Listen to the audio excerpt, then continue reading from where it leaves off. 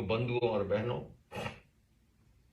ये त्याग की परिभाषा, इसके साथ साथ इसके दूषण भी बताए, इसके भूषण भी बताए, त्याग किस भावना से करना ये भी बताया।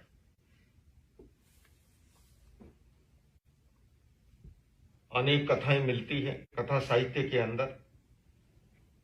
त्याग के द्वारा किस प्रकार से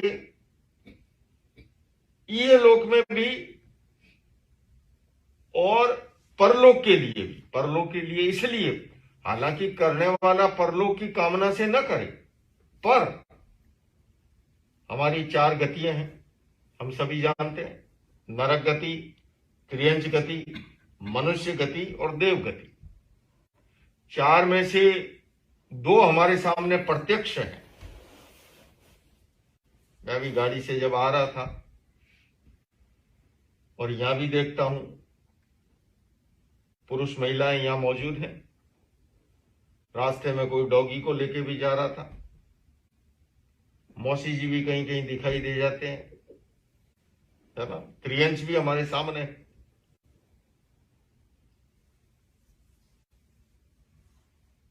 नरक और देव ये 2 हमारे आस्था के विषय हैं। हमारा चूंकि आगम वाणी पर विश्वास है और उसके अनुसार ये 4 गतियों का विधान। अब 4 गतियों के अंदर भी हमारी दुनिया में ये नानत्व क्यों बना हुआ है, विविधता क्यों है,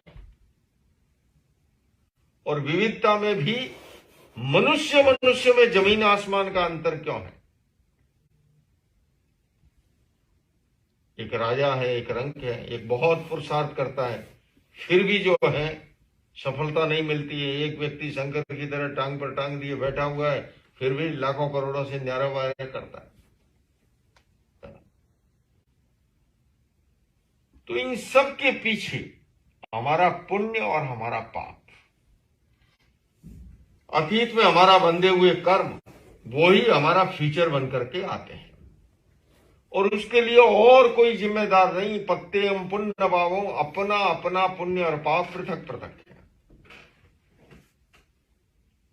उस कर्म को तोड़ने में भी, मैंने एक दिन पहले भी कहा था कि 2 तरह के कर्म है। एक निकाचित कर्म है, घाती कर्म है, वो बहुत थोड़े से हैं, उसे तो भोगना ही होता है। बाकी अधिकांश दलित कर्म है।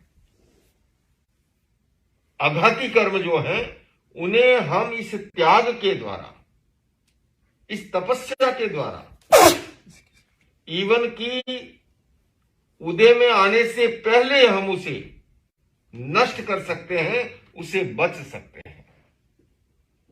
ये महिमा त्याग की है, ये महिमा तपस्या की है जब आध्यात्मिक दृष्टि से। और यही कारण कि विविध प्रकार से तप के द्वारा अपनी आत्मा को भावित कर रहे हैं आप लोग। पर्युषण में 10 लक्षण पर्व में हमने भी जो घर छोड़ा है, संन्यास लिया है, उसके पीछे भी ध्येय लक्ष्य एक ही है, वो त्याग का, वो तपस्या का। क्योंकि इस बात में विश्वास है कि त्याग के द्वारा हम अपने संचित कर्मों को भी नष्ट कर सकते हैं। तो बंधुओं और बहनों, 10 लक्षण पर्व के दौरान जो भी हम तप करें, तप हमने कितना प्रबल किया, कितना दीर्घकालीन किया, उसका अपना महत्व है, इसमें कोई 2 मत नहीं।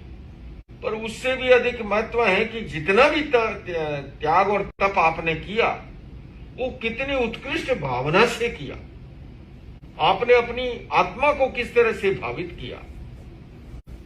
अगर वो लक्ष्य रहता है तो वो आध्यात्मिक दृष्टि से और अधिक सार्थक बनता है हमारे लिए।